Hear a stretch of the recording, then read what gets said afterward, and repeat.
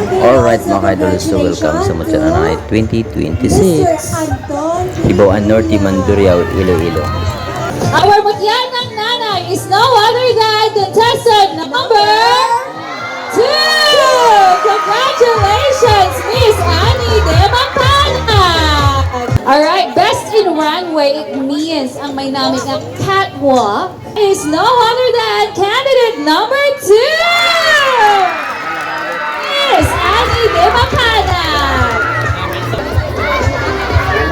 Miss Photogenic is... That's number 2! Miss Annie Di Mapanag. Our Alan Granadas will distribute all of your pictures. The darling of the crowd goes to candidate number 2! Congratulations!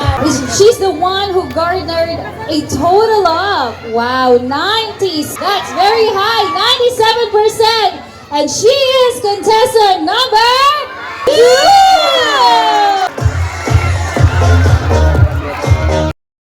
Number 2.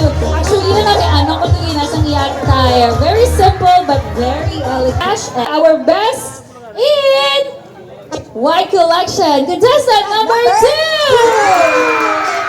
Our best in talent award goes to number 2! Alright.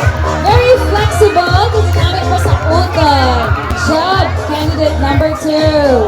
Our best in evening gown goes to candidate number 2!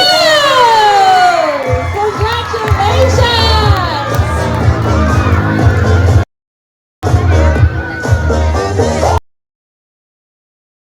Okay, wow! That awards si number 2, but makuha yahan ang pinaka-importante nga award. Then, may pagka-close pag kita subong nga 2A.